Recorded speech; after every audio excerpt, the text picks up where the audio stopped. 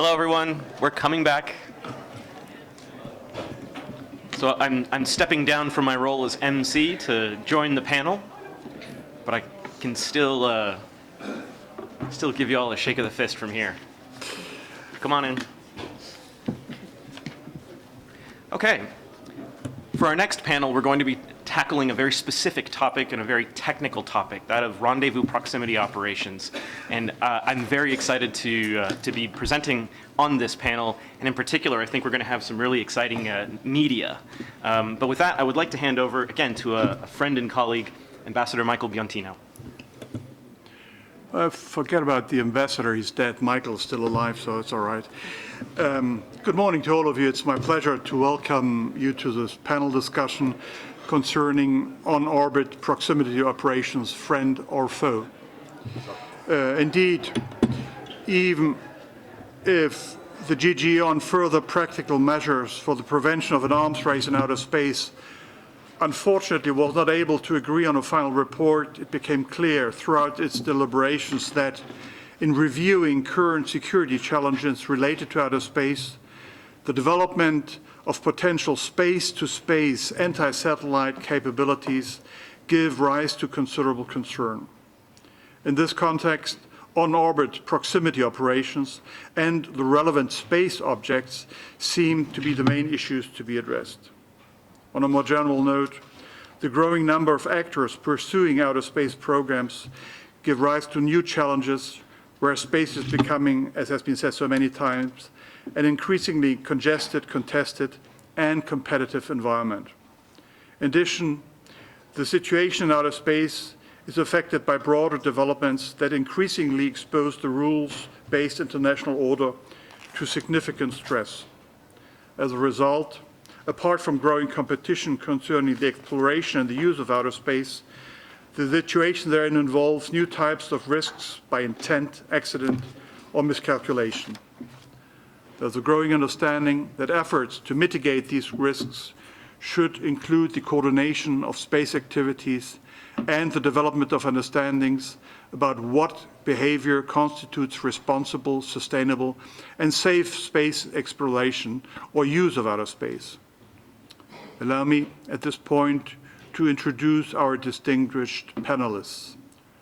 First of all, Professor Guglielmo Alietti is an internationally recognized expert in space engineering and specifically in spacecraft mechanisms. He's director of the Surrey Space Center, which pioneers small satellites, leading and managing both research and teaching, and managing the exploitation of the research through the university spin-off company, Surrey Satellite Technology. Then, Ms. Victoria Sampson, the Washington Office Director for Secure World Foundation and has 20 years of experience in military space and security issues. Before joining the Secure World Foundation, she held senior positions at the Center for Defense Information and the Coalition to Reduce Nuclear Dangers at the Riverside Research Institute. Next, Mrs. Alexandra Stickings is Research Fellow for Space Policy and Security within the Military Sciences team at the Royal United Services Institute. Her research interests include military space, space warfare, counter-space capabilities, and international space programs. Last but not least, I have the pleasure to introduce Mr. Daniel Porras, Space Security Fellow at UNIDIR. He focuses on political and legal issues surrounding space security, and in particular, the progressive development of sustainable norms of behavior for space. He conducts research on emerging technology threats to strategic stability in the outer space theater. He is indeed the person behind the entire UNIDIR 2019 Space Security Conference, so we're all deeply indebted to him. Let me first give the floor to Victoria Sampson, who will discuss the overall concept of co-orbital vehicles and some of the different applications. Thank you, Ambassador. Good morning, everyone. My name is Victoria Sampson. I'm the Washington Office Director of the Secure World Foundation. We are delighted to be a co-sponsor of this conference, and again, I'd like to thank our organizer and our fellow sponsors, and for all of you for making this such a success. The Secure World Foundation is a private operating foundation that promotes the cooperative solutions for space sustainability. Our vision is the secure, sustainable, and peaceful uses of outer space that contribute to global stability on Earth.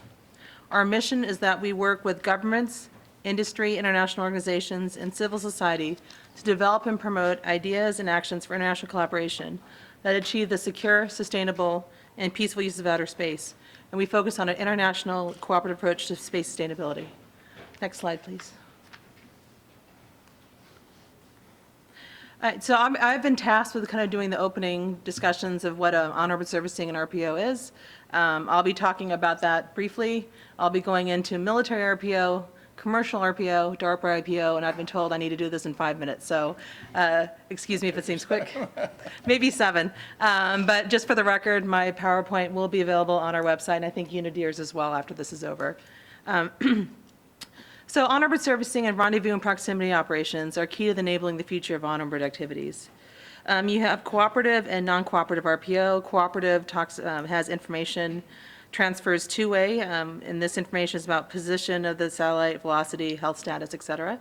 And they have information via cross-links, ground contact, et cetera. And the example of this would be docking with the International Space Station. Then you have non-cooperative RPO. Information transfer between vehicles is one way only. Then one example of that would be active debris removal. Benefits and challenges. The benefits of this on-orbit servicing and RPO, it greatly increases the viability of and benefits from space activities. It's crucial for the next use of space. However, it does raise a number of diplomatic, legal, safety, operation, policy challenges. There are no national, international policies explicitly regulating RPO. Article 6 of the Outer Space Treaty requires governments to provide authorization, continuing supervision of non-traditional activities.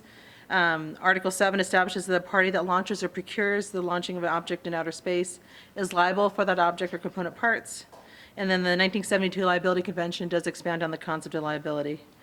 But just want to raise a point that these things, on-orbit servicing and RPO, while they're being used in new ways, are not actually new. We have 50 years of doing with human spaceflight, but what we're seeing is increasing number of commercial RPO and on-orbit servicing activities, and then more autonomous. We have a lot of countries and companies starting to develop RPO activities. And the question is, how do we do this in a manner that is not considered destabilizing? How do we establish these norms and make sure that this is done in a responsible use of space? Next slide, please. So I'm going to be starting off talking about military RPO briefly, and then I think Allie Stickings will be going into more depth later on. First of all, this is all coming from Secure World's recent publication, Global Counter Space Capabilities, an open source assessment. There were copies available yesterday. I think they're all gone, but there's a PDF available for free on our website at the URL you see above. The idea behind this counter space threat assessment is that we wanted to put all publicly available information that we could find in an unclassified manner on various capabilities that we see from around the world.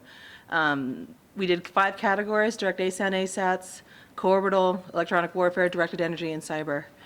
And so we went into briefly, and again, this information is all available on our website as well. So we went into 3 countries of co-orbital information: China, Russia, and the United States. China has conducted multiple tests of technologies for close approach and rendezvous in both LEO and GEO. It could lead to a co-orbital ASAT capability. However, it is also possible the technologies are most likely being used for on-orbit space situational awareness and close-up inspections. As of yet, there is no evidence that they have conducted an active destruction of a satellite, and there's no proof these technologies definitively developed as counter space. During the Cold War, the Soviet Union engaged in a comprehensive program of development, testing, and co-orbital ASAT capability with a demonstrated ability to intercept LEO satellites that went largely foul in the 1990s with the collapse of the Soviet Union. There is strong evidence that Russia has embarked on a set of programs over the last decade or so to regain some of its Cold War era capabilities. Since 2010, Russia has been testing technologies for RPO in both LEO and GEO that could lead to or support a co-orbital ASAT capability. And these do apparently have links to Cold War era ASAT programs. But these technologies could also be used for non-aggressive purposes. Recent activities indicate that some of them are part of the LEO SSA capability. Since 2013, Russia has launched several satellites that have demonstrated the ability to rendezvous with other space objects, in some cases during periods of dormancy. And last but certainly not least, the United States has conducted multiple tests of technologies for close approach and rendezvous in both LEO and GEO, with tracking, targeting, hit-to-kill intercept technologies that could lead to co-orbital ASAT capability.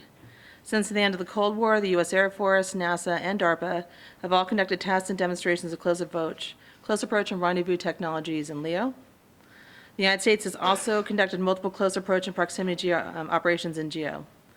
These tests and demonstrations were conducted for non-offensive missions. The United States does not have an official acknowledged program to develop co-orbital capabilities, but the U.S. does possess the technological capability to develop this in a short period of time should it decide to do so. Next slide, please. This is a table that's available in the Global Counterspace Threat Assessment, but this goes into recent Chinese rendezvous and proximity ops. So you see they're scattered from 2010 through earlier this year. And some of them are various parameters. They're at both GEO and LEO. And like I said, there'll be more information. You can look on our website. So for the interest of time, I ask the next slide.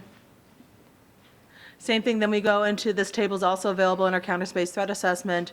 This goes into Russian rendezvous and proximity operations.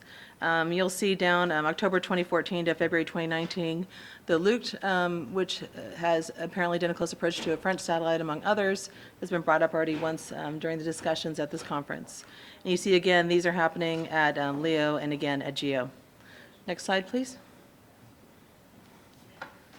And then, of course, the United States has rendezvous and proximity operations, and these are anywhere from the XS-10, which is down back in 2003, to present, the GSAP, the Global Space Situation Awareness Program. I may have left the P out there. Basically, that's meant to keep an eye on things happening at GEO. So you can see the reason why Secure World wanted to include all these countries, the United States, Russia, and China, is we wanted to make sure there's proper context in terms of what people understand is happening. Oftentimes, I think some of the media reports on this, and maybe Torsten, you guys can talk about this later on, may be a little bit exploitative or hyper aware, and there's not a lot of knowledge of what's happening.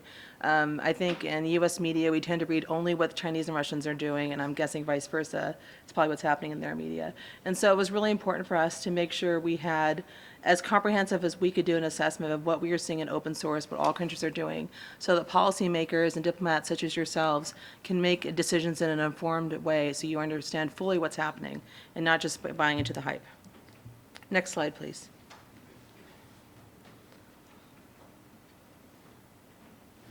All right, so moving on into commercial activities. You see there's all sorts of commercial programs that are active right now to try and develop on-orbit servicing and rendezvous and proximity operations. You have it's varied sort of activities such as satellite inspection, to life extension, to looking at on-orbit refueling, production on orbit, looking at end-of-life services, and then finally future applications. And so these are things, some of these are up in the future. A lot of these things are trying to happen now. Astroscale is launching their first satellite to do active removal later on this year. Orbital ATK, now Northrop Grumman, is doing work now. Chanda will be having stuff soon. And so I know when we're looking at future technologies, oftentimes it's something that's happening 5 or 10 years out, and we're trying to get ahead of the discussion. This sort of thing is happening now, and we need to be aware of this and start to think about what norms, what we want to see responsible behavior happening now, because we're setting the standard. It's easy to start off well, as opposed to getting something, bad habits, and trying to fix it later on. Next slide, please. So talking about, moving on to what DARPA is doing, DARPA has had a long history in doing on-orbit servicing technologies. They have a couple programs, Orbital Express and RSGS, the robotic servicing of geosynchronous satellites.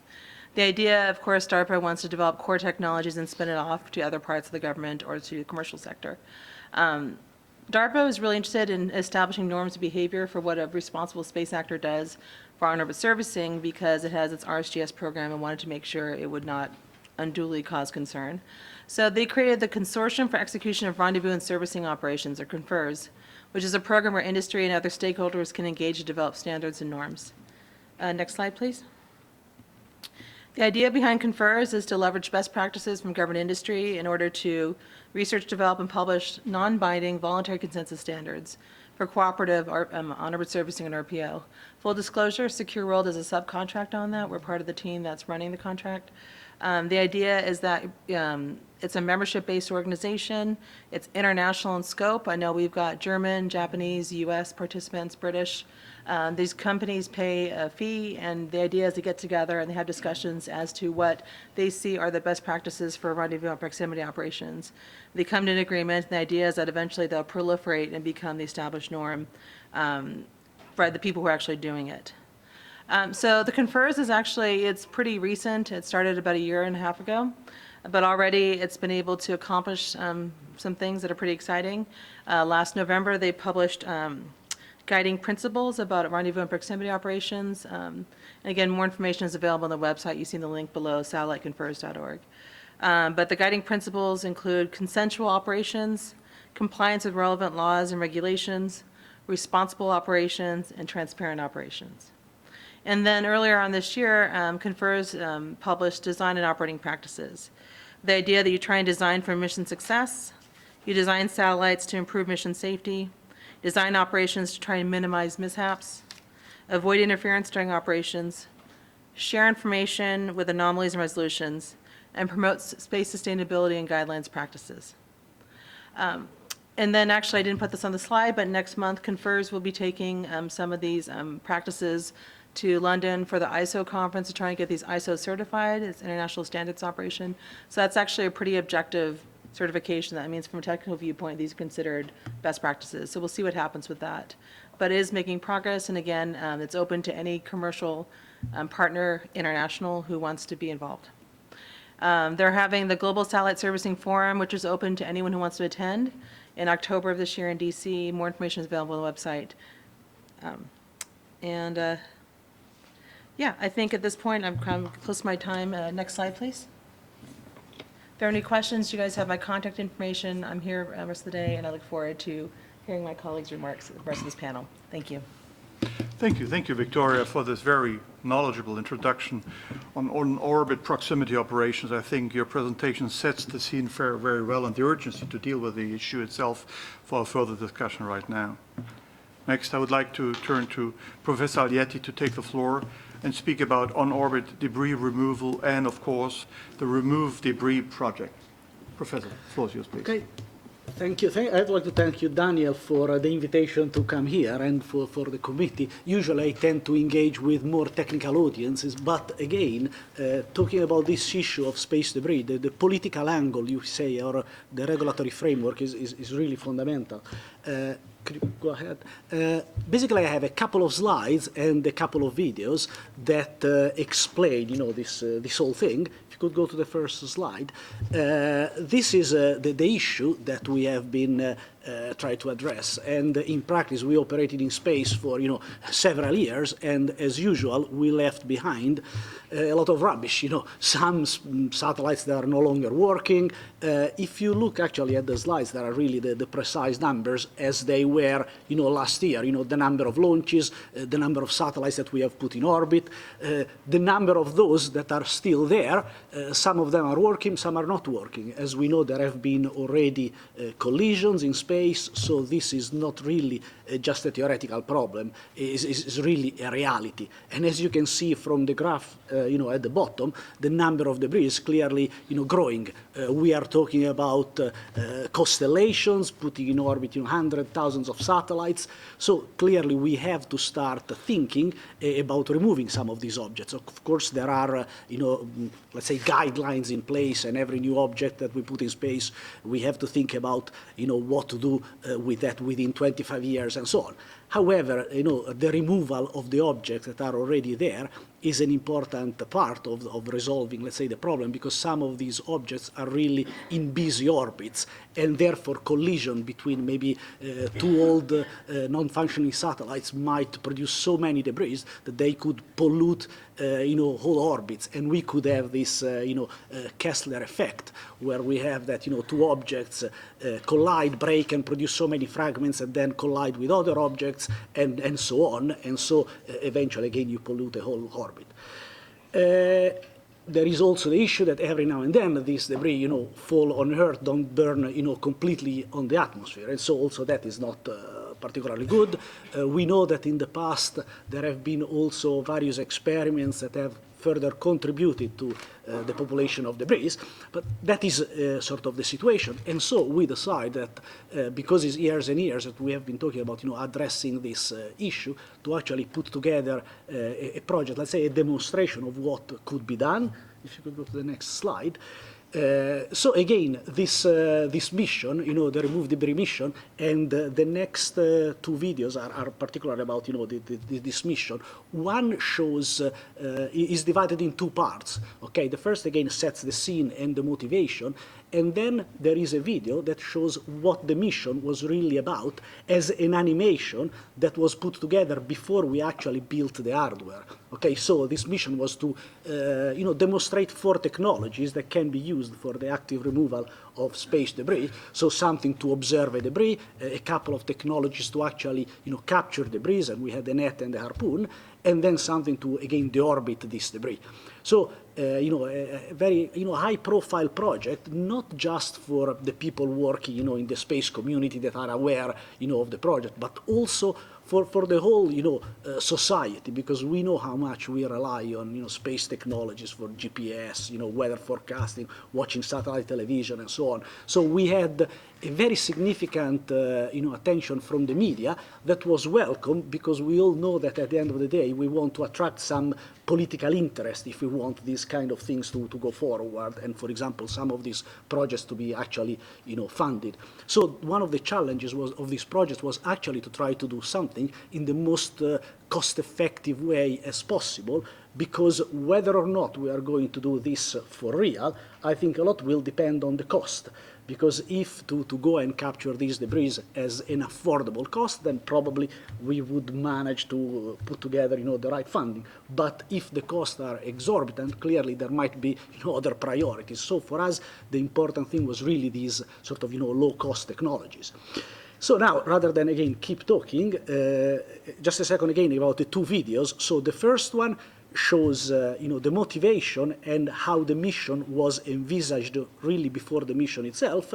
The second video, that is about 5 minutes, is really the mission itself. So you can compare, what was the animation before and what we were planning to do with what we have done in reality. And we had, again, cameras on board the spacecraft to, produce videos of all the various, experiments.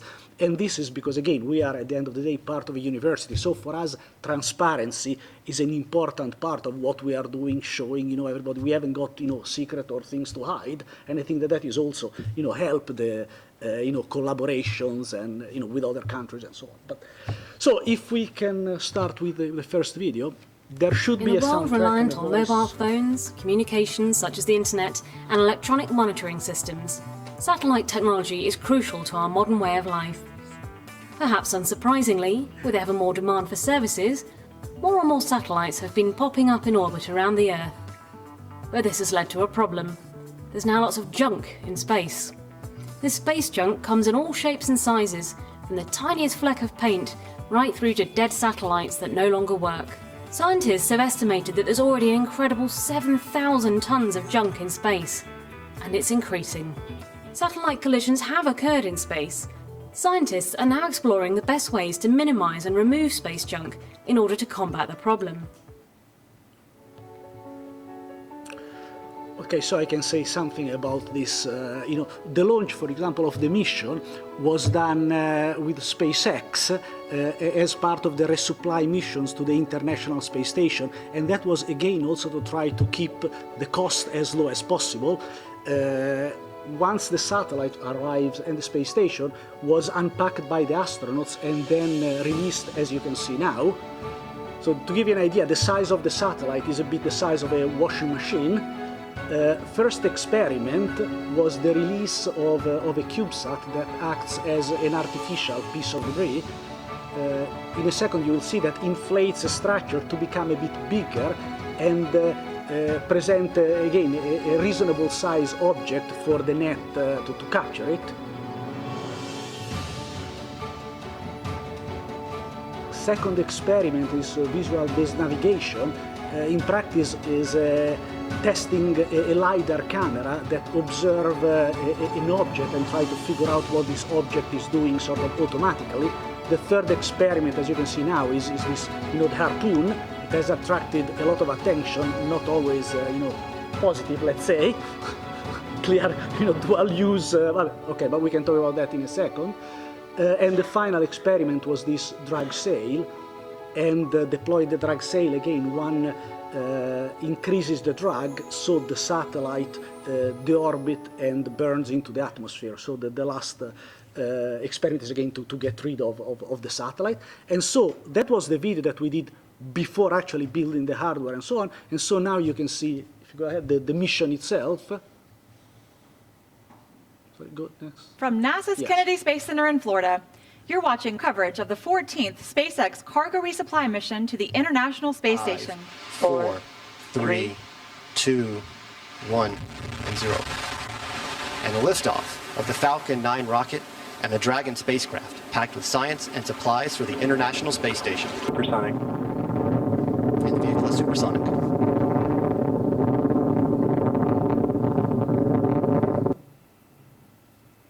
Dragon separation confirmed.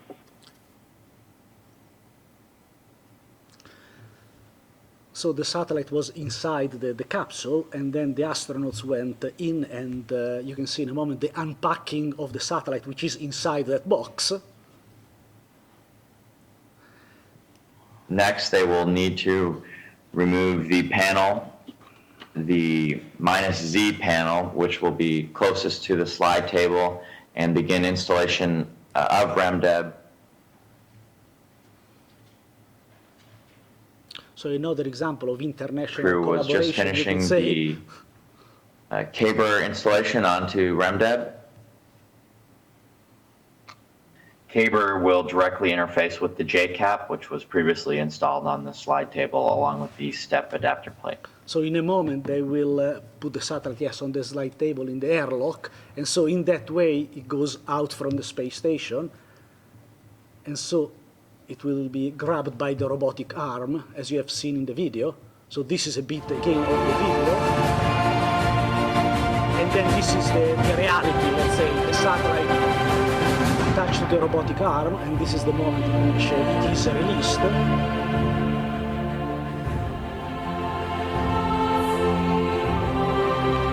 So at the beginning it was followed by the space station. What you can see on that side, the little white square is the drag sail, is the little dot from where the drag sail comes out. So these images here were actually taken from the cupola, one of the astronauts with his camera. That's why they are a bit moving, because it's quite difficult to get in the distance. The white round patches where the sail comes up, and now on the top right you can see the little white dot on the top right is actually the satellite, and on the left under the clouds there is Guilford, which is where our helicopter was. And now the demonstrations. So this was part of the video, and now this is the real thing from the cameras on board the satellite. So this is the CubeSat, triple log taken from various cameras. This is taken from the LiDAR camera.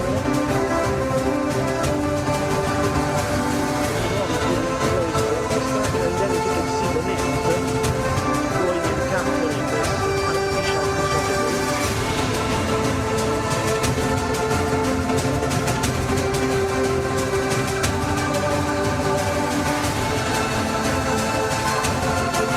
The first experiment.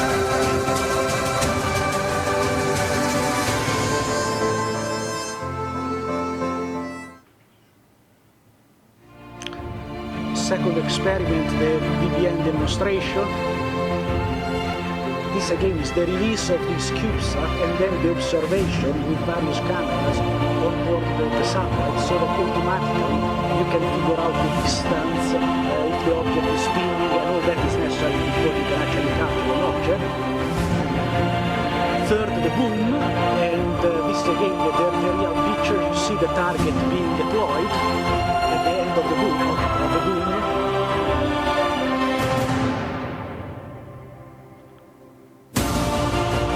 You see that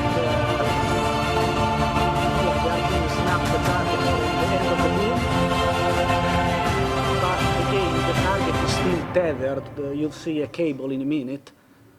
So it's still, attached to the CubeSat because clearly we didn't want to produce more debris that are already there. Otherwise, it would be a bit ironic for a mission that is about, remove debris. Declared its first Very test a embarrassing. success. Remove Debris was launched in June. The And project, these part were funded by bits the from European Community, various, to work out how again, best to capture space junk. news that's not outlets. removed debris. The world's most advanced litter picker has begun. Und auch einen kleinen Satelliten. Remove Debris. Yeah, if you can go ahead then.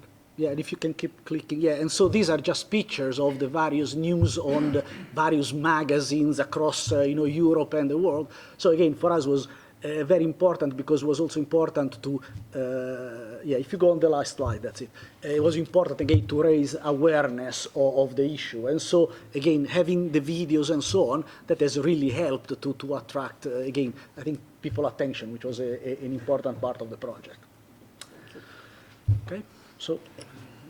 Well, thank you, Guillermo. Most fascinating, I can tell you. People have been watching intently. In particular, you showed us what's already possible in terms of on-orbit close proximity operations in the framework of debris removal. I think that's extremely helpful. I would like now to turn to Daniel Porras, who will elaborate on the challenges that co-orbital service vehicles present for verification purposes in a space arms control agreement. Daniel, please. Thank you, Ambassador. I don't know how I'm going to follow that up. I'm sorry, but I don't have a space harpoon, unfortunately. But this really presents one of the major challenges that we have experienced in a number of UN dialogues on space security over the last year. As Ambassador Biantino mentioned earlier, one of the big challenges that we had while we were discussing or having discussions within the GGE on Paros was very much centered around dual-use technology, and in particular, co-orbital vehicles, RPOs, so rendezvous and proximity operations, and other types of close approach operations. And the main reason that we were having trouble with this is because even if you know what the object is, even if you know its capabilities and some of the different technologies that are on board the object, it can still be used as a weapon. Sometimes the object itself, when it's deployed, is a tool, but then depending on how you use it and how you employ it, then suddenly it becomes a weapon.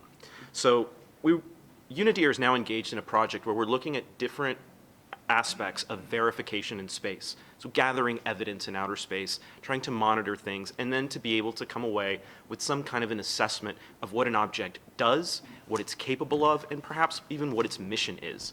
Now, with a whole range of counter space capabilities, particularly those that might be placed in outer space, which is where verification and gathering evidence gets tricky, not a lot of other technologies really present an issue. So, for example, when we talk about the placement of weapons in space, I know one of the big challenges or one of the big threats that we talk about sometimes is the placement of, say, space-based missile interceptors. I've had a number of conversations with our good friend Laura Grego from the Union of Concerned Scientists, and we're pretty sure that if someone were to deploy a network of space-based interceptors, you would have to deploy dozens, potentially more, satellites with interceptors on board, and you would probably be able to tell that this was being done. Now, whether those were being aimed at missiles or potentially grounds on the target, that's a little bit trickier. But you would at least know that these objects are being deployed. With RPOs, and particular co-orbital vehicles, even if you know what it is, you don't know how it's going to be used in space. And this technology is being developed by a number of actors, not just governments and certainly not just militaries. University of Surrey, of course. There are a number of other consortia and companies that are trying to develop this technology. We don't necessarily know what it's going to be used for. Now, one of the things that what we've seen so far in our study is that there are three main categories of activities that we are concerned about with co-orbital vehicles. First, is it destructive? Does it have destructive capabilities? Can a co-orbital vehicle approach another satellite and cause damage to it? Two, is it disruptive? Does it have the type of technology on board to, say, jam another satellite, to blind another satellite, to interfere with its operations in some way? And three, is it capable of espionage? Can it spy on another satellite? Is it able to intercept communications? Now, last year, a number of you will be familiar with two incidents that we had take place here in the CD, or that at least came very close to some of the conversations we were having here. First, in August of last year, Ambassador Poblet from the United States came and talked to us a little bit about some suspicious operations that the Russians were engaging in with a satellite that deployed to other objects that circled the satellite and then reattached to itself. Secure World Foundation actually did an analysis of this. Brian Whedon did a great analysis, which you can find on Twitter. But in the analysis, what he came back with was, look, the Russians engaged in this activity. They were doing it in an area where they were off by themselves. They notified the United Nations at a later date, but that's common practice, of what they were doing, and so they weren't terribly secretive about it.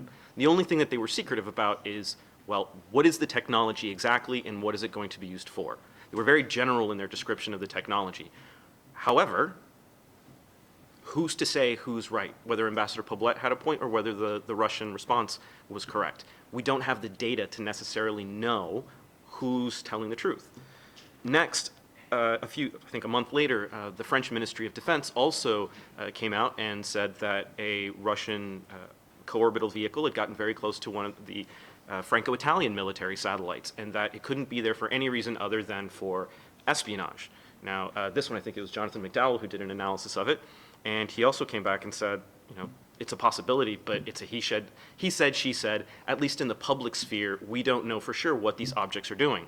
So how can we monitor and verify with any confidence what this technology is being used for?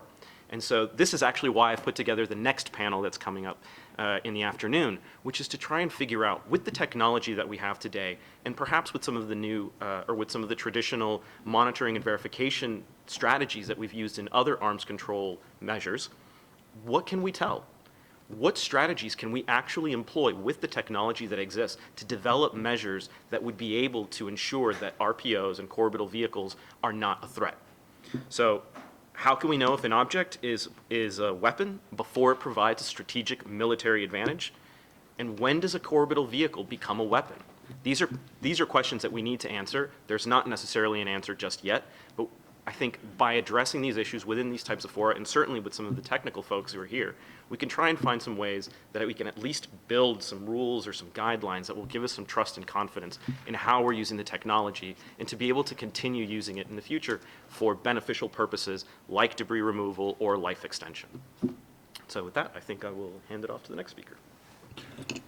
Well, thank you, Daniel. I mean, indeed, verification would be one of the key issues when it comes to a regulatory framework and to make it, effective and reliable. And I think that has to be dealt with. We don't have the answers yet, well, all of them at least, but I think we have to think about it very hard. Last not least, I would like to turn now to Alexander Stiggings to address in particular the military interest in on-orbit service vehicles, both in the sense of what they can do and the threats they pose. Please. Ambassador, thank you. Thank you to Daniel and the organisers for inviting me to join you today. So I'm from RUSI. We are a defence and security think tank in London. We are an independent organisation. I know sometimes when you hear the words Royal United Services Institute, you think we work for the government. We don't. We are a registered charity. So I've been asked to talk about the military uses of rendezvous proximity operations and the implications. We know that militaries have recognised the potential uses of RPOs and as such have tested some of these systems, as Victoria pointed out. And it's likely, as has been mentioned as well, that they can be utilised for activities like on-orbit inspection, surveillance and espionage, and potentially also for more overtly aggressive activities, for example, using radio frequency jammers to disable or disrupt a satellite or physically colliding with another satellite. Although the evidence that they will go down this route, I think, is still up for debate. So we do need to be concerned about how these capabilities could impact space security and what we could do to potentially limit their use in an aggressive way and mitigate the risks to the environment. But I want to actually put them into a broader military context. Pardon the pun, but we can't look at activities in space in a vacuum. Space security is intrinsically linked to security on Earth. And military space activities occur, within that wider geopolitical context. Why actors are doing things in space is as a result of what they're seeing happening on Earth and their relationships. And we need to think about why space assets may be targeted within this broader security and conflict environment. And RPOs are a really useful test for this because of their dual-use nature and the difficulties in proving intent and attribution. An act of aggression in space will not necessarily mean that the response will be in space. It could involve a kinetic strike on the ground, a cyber attack, or diplomatic or economic actions against the aggressor state. And that response will be dependent upon the impact of the initial event. What is the relationship between the two states involved? Are they actively hostile? What are their diplomatic relations? What has actually been lost as a result of this act? Is it intelligence, surveillance, and reconnaissance capabilities? Is it military communication support, weather support, space situational awareness? How important is that capability to that state's military operations and national security? What is the timing of it? Did it occur during a period of heightened tension? And what is the timing in relation to other actions between the two states? Did it come first, or is it itself a response to another act? And finally, it's the extent to which the actor and intent can be verified, and that is what is so important about the verification mechanisms that we can develop. It's essential to consider proximity operations in discussions of space weapon proliferation and concerns of weaponizing of the space environment. But I feel that doing this without also considering the broader security context and the potential responses, as well as the perspectives and concerns of military actors, possible responses, and their place within broader conflict escalation, will only hinder our ability to achieve some sort of agreement on regulations or limitations of this technology within these discussions. I'll finish there. Well, thank you very much. Thank you very much indeed to introduce us to the security policy implications of on-orbit close proximity operations in general. As an introduction to our discussion, let me make a couple of comments and ask some questions. Based on our presentations here, a number of issues seem to merit further attention for any regulatory framework in outer space. Indeed, on-orbit close proximity operations could be at the heart of the challenges when it comes to space-to-space threats and risks. And they would have severe or could have severe security policy implications.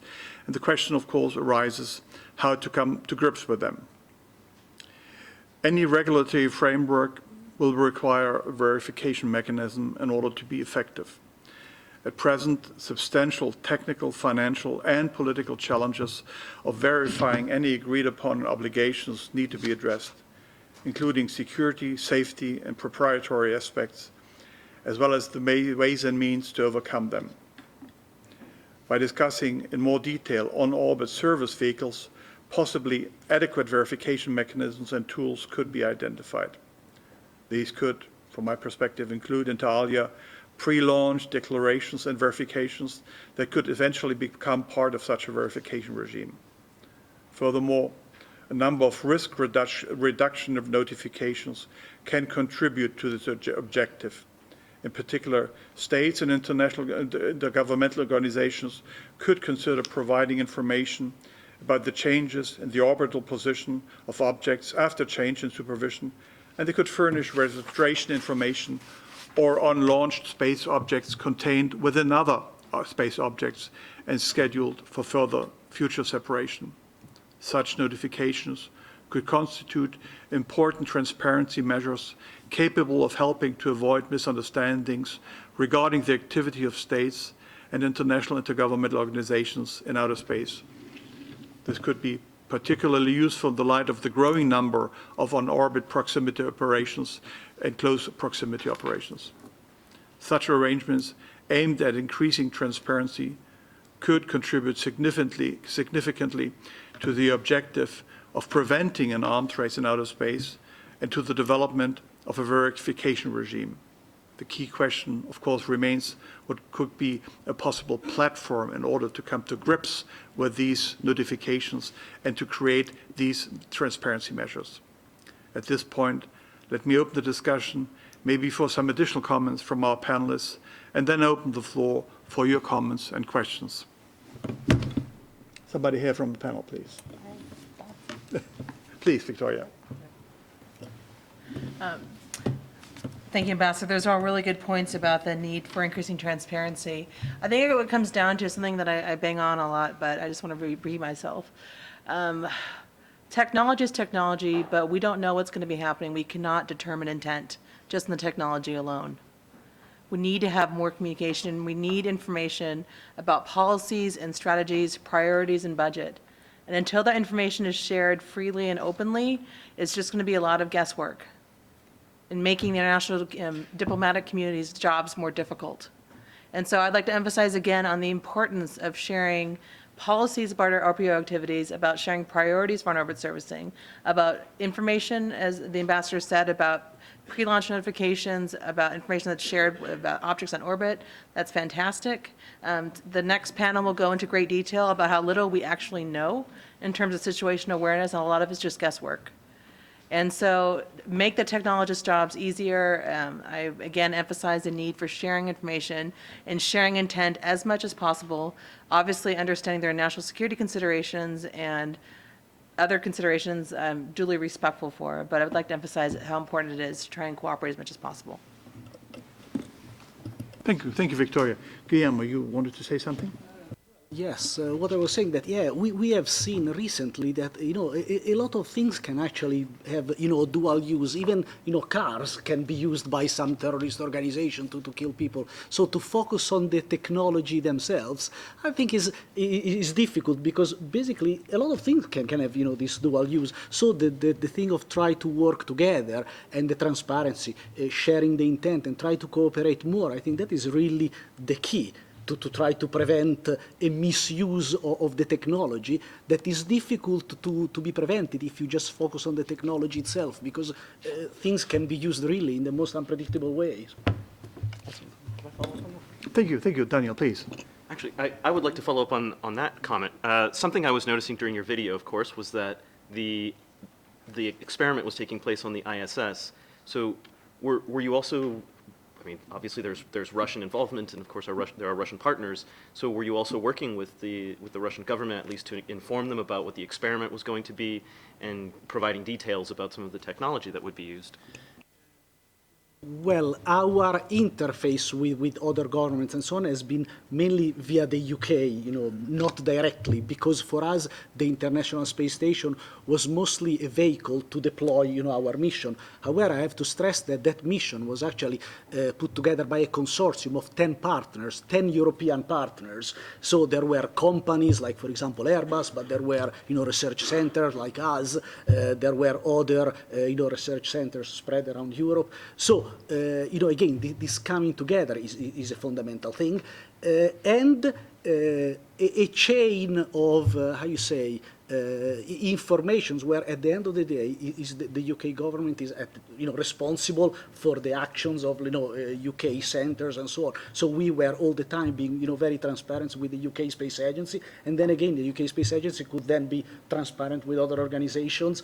Clearly going back about the International Space Station and the dual use and so on, you can imagine that there have been various discussions, for example, on the safety of this device, because the first time we spoke about, bringing on board a space station, something with a harpoon, a net, and so on, you can imagine that the discussion was a bit, but also that can be easily overcome with a simple discussion of why we were proposing these kind of technologies, what was the purpose, and then letting, for example, the various, NASA safety bodies in charge of the, safety on the space station to really see what we were doing, the motivations and so on. And I think in a lot of cases, is really this, being open will resolve a lot of the issues that, if one is a bit too secretive with their technology and so on, can generate misunderstandings and then things can degenerate. So I think, again, for us, it was sort of natural to be open, because as a research organization, for us it's more normal, let's say. Maybe for commercial organizations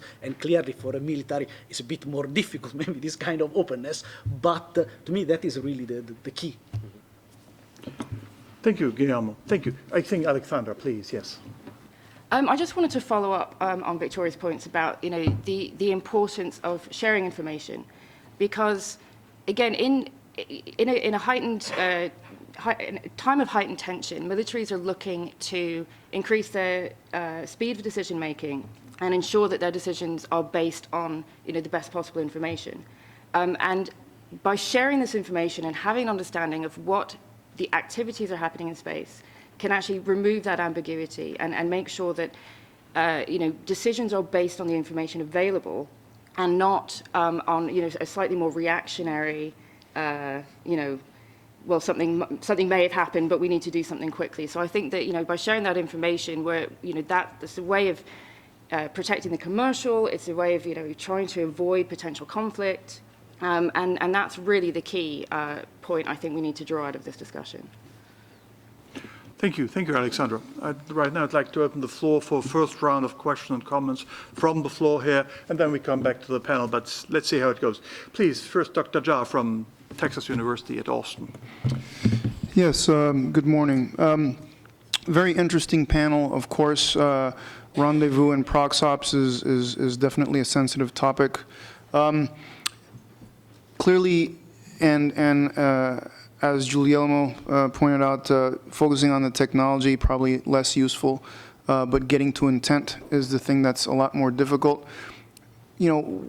Along with what Victoria was saying, and Alexandra as well, a lot of people, listen, we've been talking about space situational awareness for a very long time. I've been involved in SSA since 2006, and it hasn't really made a lot of progress in that time. Part of it is because people, by and large, are waiting for governments to just solve it.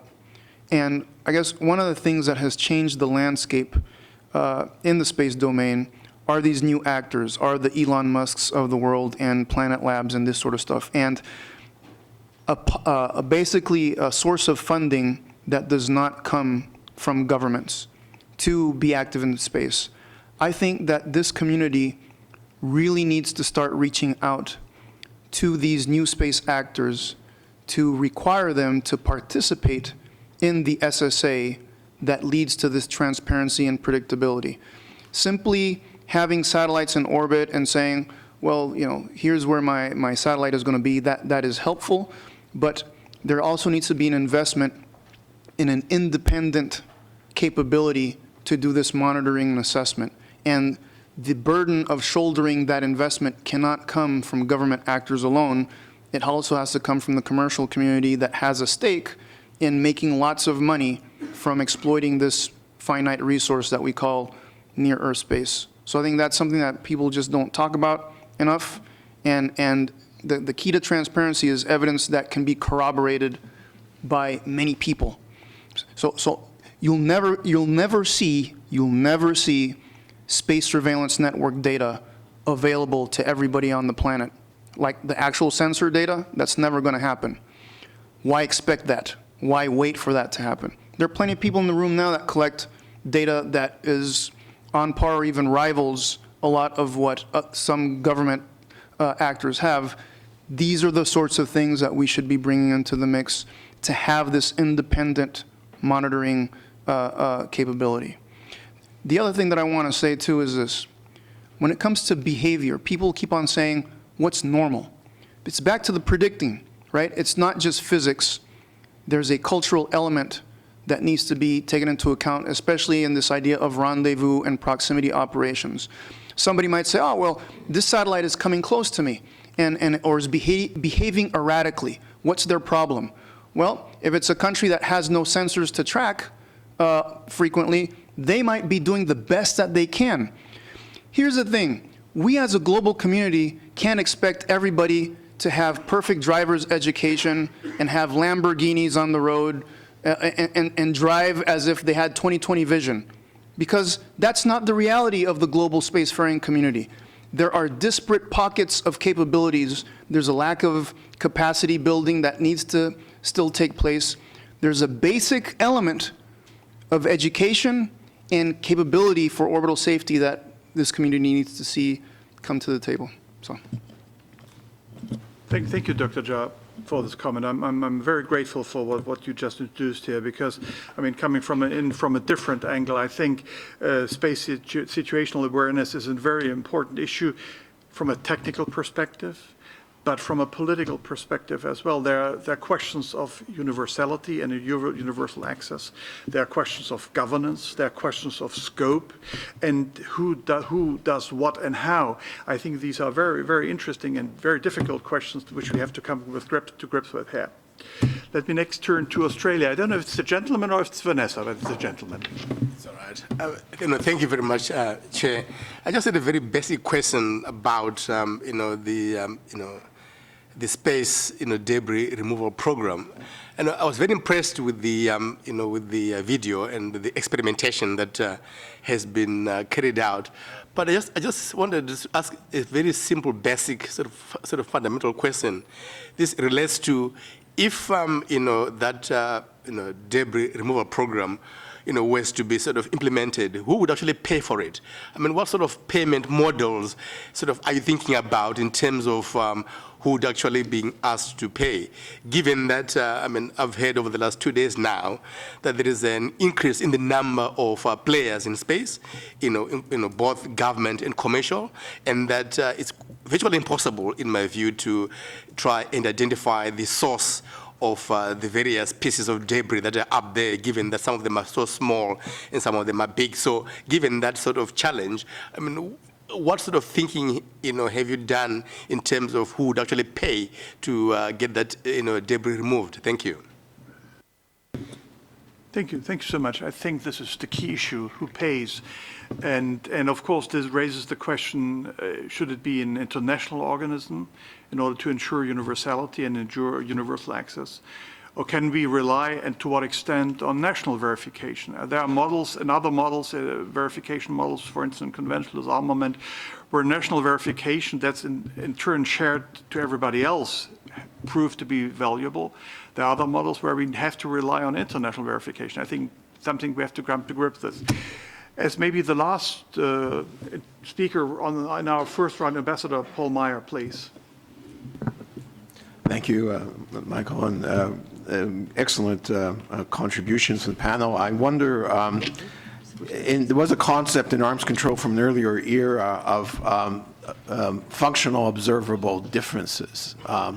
The features of certain weapon systems indicating their aim. And I just would throw this out, whether there's any applicability of that concept with the subject matter we've discussed in this panel. And secondly, I couldn't agree more with the emphasis on transparency and exchange of information. It raises, in my mind, though, the question of where is the appropriate forum for this exchange?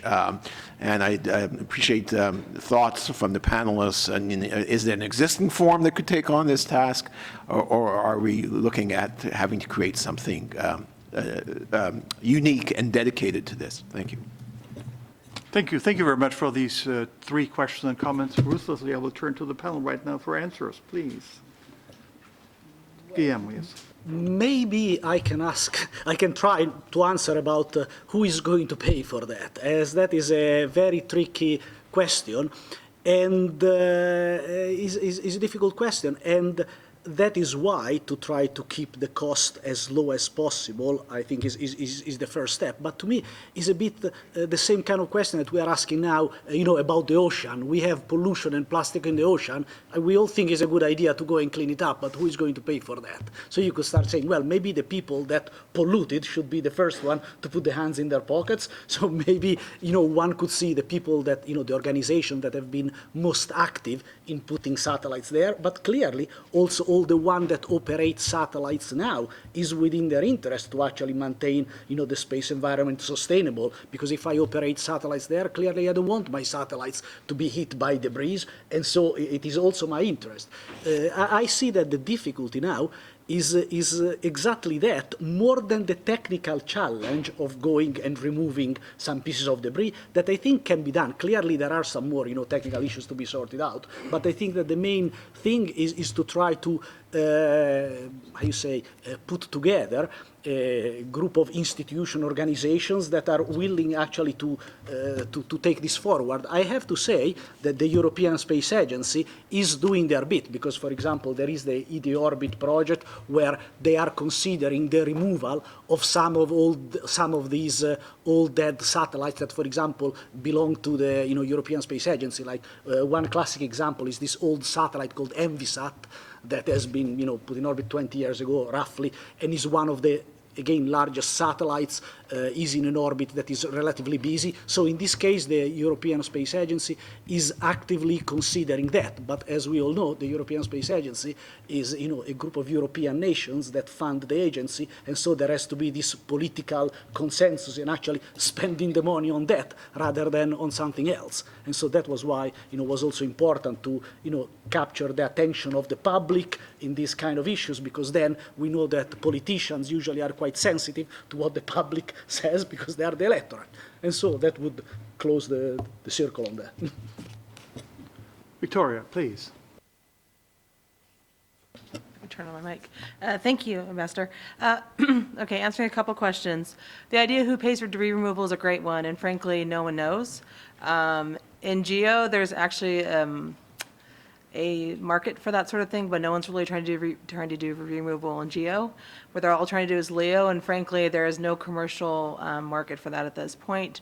I think no offense, I think a lot of the companies are building debris removal with the hopes that at some point governments will pony up the money. But that has not been precedented. It's not been established yet. So it's a lot of optimistic thinking. We'll see what happens with that. In regards to Maria's points about SSA for RPO, I agree 100%. I'd like to emphasize as well, SSA is different needs depending on what you're trying to do. Having SSA is different to make sure two satellites don't come within 20 kilometers of each other versus SSA to get something up close to something else and remove it or service it or that sort of thing. And that's a whole other level of complexity. The commercial SSA industry has been growing very well and making leaps and bounds in terms of capabilities. And so I think it's important to include them in these conversations about norms of behavior. But I also want to emphasize as well, I personally believe SSA is a public good. At a certain level, it's a matter of public safety, and government should be responsible for a certain level of that. And so you guys can't, the governments cannot just shuck it off to the commercial sector and say, you guys figure it out. That can't be what happens here. In terms of behavior, it's not just a matter of physics. Again, I agree. I would make a short plug right now for the Secure World's Handbook for Actors in New Space. There were a few copies here available yesterday. It's on our website as well. The idea that we want to put together kind of a best practices and norms of behavior for new actors, whether they're new countries, new universities, new companies. The idea that so you want to launch a satellite, here's information about the international legal regime, here's what you need from a national regulatory standpoint, and here's what you need for honorable practices. And then Paul's point about the idea of who do you talk to. I mean, this is where intent can be demonstrated by following up on existing legal international mechanisms. I'm not just saying this because my boss, Peter Martinez, is in the room. However, I will say the long-term sustainability guidelines for COPUOS is an excellent way in which to demonstrate good intent as a responsible space actor. Part of the 21 guidelines that were established last year, the idea is that you have to look at implementation and have national reports in terms of how countries are individually implementing those guidelines. Turning in information about that is a fantastic way of demonstrating good intent and establishing that you individually want to be a responsible space actor. I think that's a good starting point, at least. Thank you, Victoria. No, Daniel, it's not you. Alexandra first, please. Thank you. Just following up on a couple of points, I wanted to sort of agree with Mariba about the need to corroborate the evidence. And again, this ensures that, responses are based on the best evidence that we have possible, and that it removes any sort of disagreements and conflicts as much as possible. And having those forums and that international independence for the evidence, I think, is really crucial. I agree with Victoria on governments can't just pass this off to the private sector. Space is a public good; it provides services, and the general population relies on it. So governments need to take responsibility for what is happening. I think the private sector can be a very important partner in this. They can reach out to different actors. They can talk to each other. So involving them is really important, but you can't just leave it to them. Again, who pays? That's the big elephant in the room. Just on the sort of the differences that we can see with different technologies, I think that sometimes just having an overarching, we need to prevent weaponization of space or weapons in space is so broad that actually, developing some sort of taxonomy of different capabilities based on the technology, what the potential capabilities of certain technologies is, and therefore within that group, what limitations you could place on those specific ones. And I think that way also you can probably reach and sort of achieve some more agreements rather than looking at it too broadly. So I think learning from those previous discussions about disarmament and looking at the differences that we can see and that we can observe in the capabilities is really important as we go forward. Thank you, Alexander. I apologize, Daniel, right now to you. No. The last word. Well, actually, Paul, I apologize to you, actually, because I was being asked something else, and I missed the first part of your question on the applicability of certain types of strategies for arms control. Would you mind repeating it? No, it's just I recall the concept of functional observable differences, which had helped in an earlier stage in arms control. And I asked, is it applicable to the sorts of spacecraft and activity that the panel addressed? Well, and I think that's actually going to be a question for the next panel, and to see if these are types of strategies that we can actually observe, measure, and then use in an analysis for verification of a certain type of treaty. But again, I do want to emphasize on that point that the ability to verify something in this context about what we're talking about is limited to the placement of weapons in space. So I think certain aspects of verification in looking at objects and trying to determine what it is and what are they and are they a weapon, I think that has a very specific set of requirements. And it's a very specific approach. But there are other approaches that we might be looking at that verification might be easier. As you say, behaviors and what are certain objects doing in space. Rather than trying to figure out what can it do, you can maybe determine what is it doing. Can that provide some clues as to whether or not something is a weapon, or whether or not it's being used in a weaponized manner? But those are the challenges, I think, that right now we're facing. And in the United Nations, in the various multilateral dialogues, we're trying to figure out what is the best approach for preserving space as an area of at least as minimal conflict as possible, or at least as least damaging conflict, disruptive conflict in space as possible. And so I think that's going to determine what the technology we have will determine what kind of strategies we can use. Thank you, Daniel. Let me now open this for the second round from questions and comments from the floor. Mrs. Zhou from the People's Republic of China, please. Thank you, Ambassador. Thank you to all the panelists for the very informative presentations. I have a question. I do agree that transparency measures are also very important for maintaining the safety and security of space objects. But do you think there's a very important link missing, that is to have a legally binding instrument to keep objects specifically designed as weapon out of space? That is to say, to make sure only if we compare space orbits as road, to make sure only cars instead of tanks be placed on the road.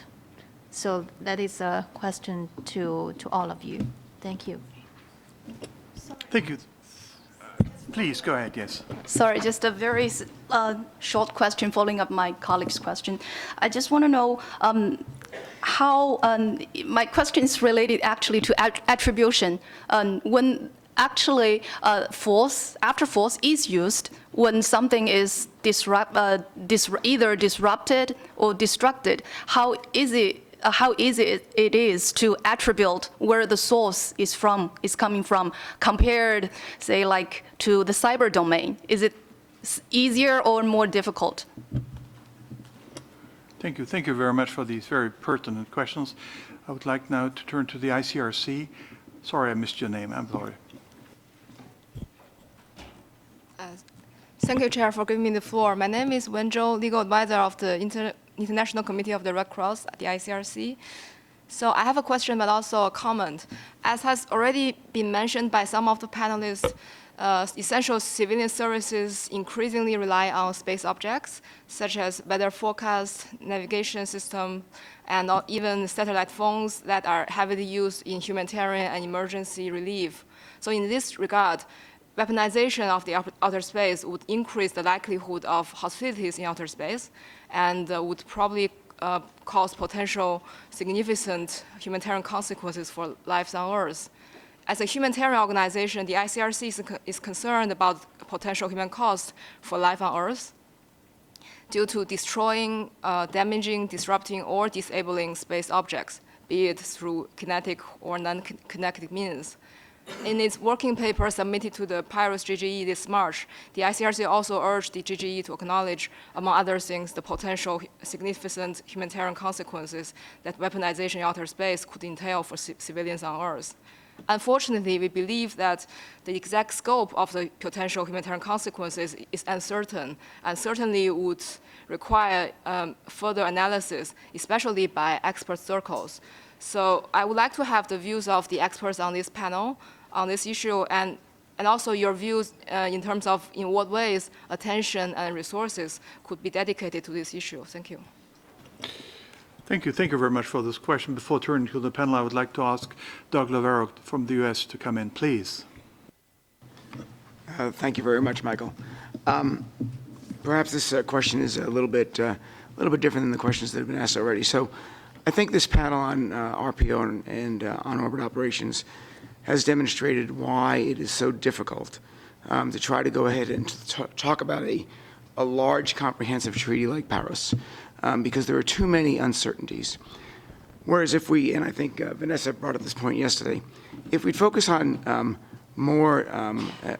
less grandiose ideas, what are appropriate distances for objects to keep from one another in space?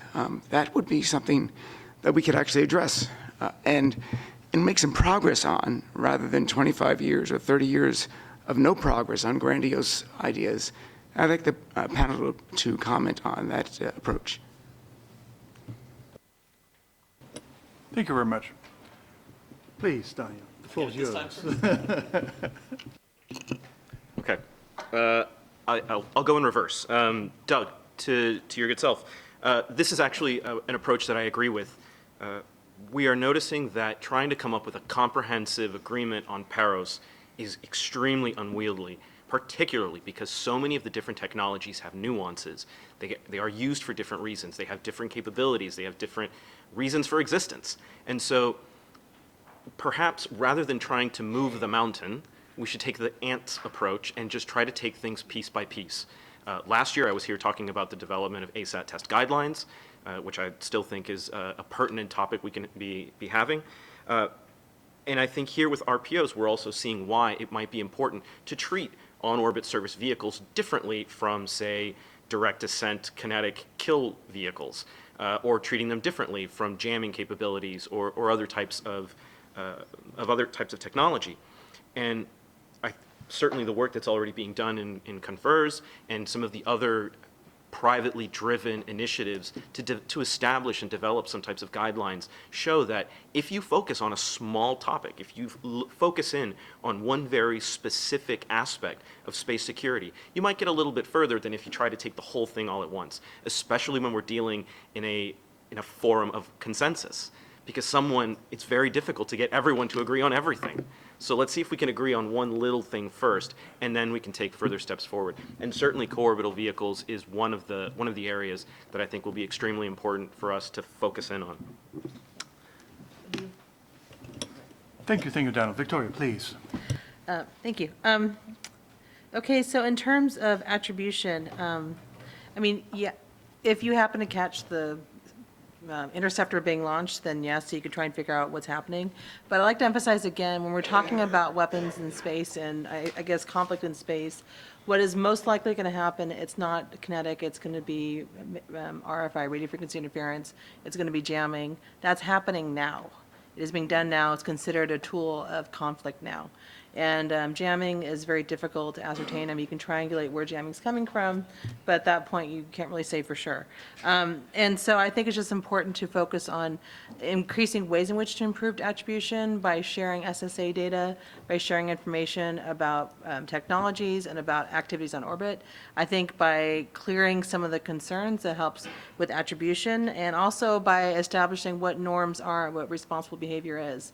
Because you can't, you know, if you're trying to figure out what's going on in space, you need to figure out what's atypical. And that's how you figure out, you know, attribution. You say, was this atypical behavior? Okay, go from there. That's part of the concerns we have for RPO activities and on-orbit servicing. When satellites move around in orbit, as Secure World talks about in our counter space threat assessment, a lot of times it's not entirely clear if it's something that is standard operating procedure or if it's something that's outside the norms, we need to be aware of it. So that's where sharing information is very important. In regards to taking bites out of concerns about Paros, I mean, I think I agree 100%. That's we can either keep having the same arguments for decades and not get anywhere, and have the situation get out ahead of us in terms of new uses of space, which is what is happening right now, or we can try and establish progress and issues that are possible, and have that lay the groundwork for future cooperative efforts. And so that would be something that I would recommend as well. And then finally, I think in terms of having the ICRC's comment about weapons in space potentially having concerns for life on Earth, I would like to direct Secure World actually contributed input to the GGE on Paros, which is available on our website. I'd be happy to share that with anyone. Basically, we talk about the idea for SSA, about sharing information on norms of behavior, about sharing information on policies and procedures, and about following current legal implementation for safety and security in space as a way in which to establish best practices, norms of behavior to make sure that space is sustainable, usable for all. Thank you, Victoria. Please, Alexandra. Thank you. In terms of attribution, I mean, Victoria pretty much took the words right out of my mouth. I think we are going to be seeing it's non-kinetic, and it's much more difficult. Again, through sharing of information and using corroborating evidence, we can get closer, but sometimes attribution is just not going to be possible, and we're always going to be left in that slightly gray area, which just makes everything so much more difficult. I'd agree with Doug and my fellow panelists. I think it's what I was talking about with the taxonomy. Break it down, look at different types of technologies and capabilities. What can you do within, you know, RPOs? What can you do within, you know, a certain, you know, different types? But even then, we're still going to have difficulties. Even coming up with some idea of what's an acceptable, you know, distance to approach will again depend on, you know, the relationship between those states and, you know, what is this, you know, the security implications between them. Because sometimes you'll go, you know, heightened tension, so you're a bit close. But if things are, you know, sort of more okay on the ground, you might not be so worried about it. But I definitely think bite-sized chunks, let's try and actually make some progress. With the weaponization in space and implications for humanitarian needs, I think that's it. And when I was talking about space being, you know, we have to look at it within the military context, but we have to look at it just within the bigger context of Earth and everything that we're relying on.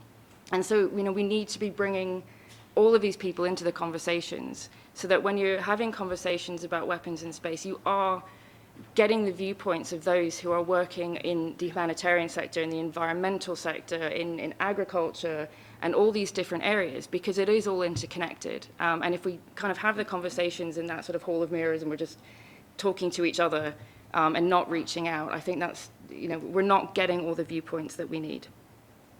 And I think that was it, yeah. Thank you, Alexandra. Please, go ahead.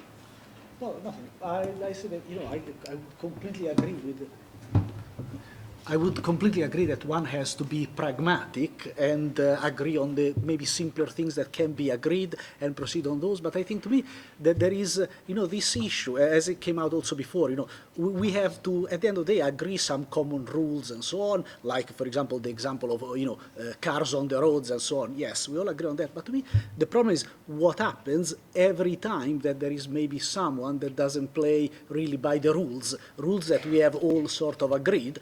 And the fact that often all these guidelines and so on are a lot of good intentions, and maybe 90% of the actors follow these guidelines, but then every now and then someone doesn't. And that, I think, is the main problem, that maybe some of these things haven't got teeth to actually enforce some of these regulations. And so perhaps going back to what was said yesterday about, the Space Force and so on, and you might smile here, but what might be maybe more necessary is like a space police, where all the countries agree that, there are certain guidelines and certain rules that we all have to respect, and so we all have to contribute to some mechanisms to enforce these things without letting, a single country then to have to shoulder, the responsibility of being the policeman of space. But, all countries should actually come together and say, listen, when someone doesn't behave according to the rules, we have to do something about it. And in that way, we share responsibilities.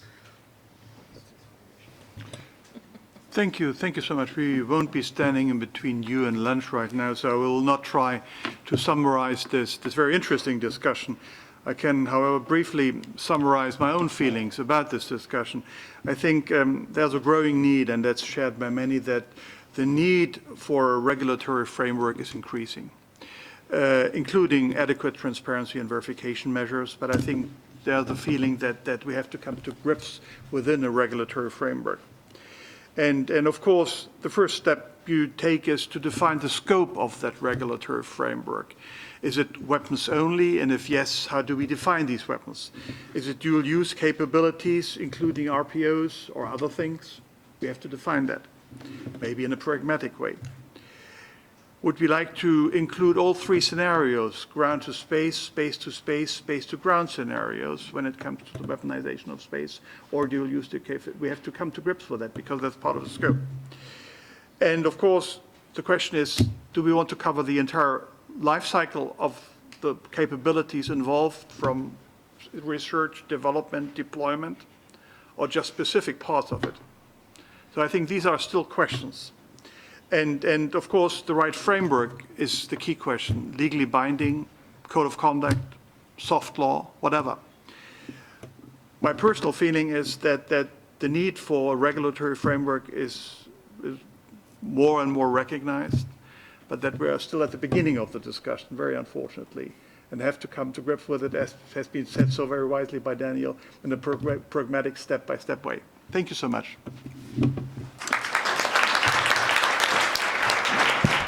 Okay, just real quick, taking off my panelist hat and putting back on my MC hat. We're going to have luncheon. There's some sandwiches that will be provided outside.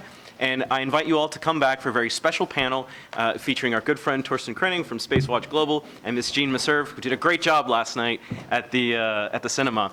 And they're going to be talking about journalism and the way that it's presented in, or space security issues as they're presented in the media. So please come back in about 30 minutes. Thanks a lot.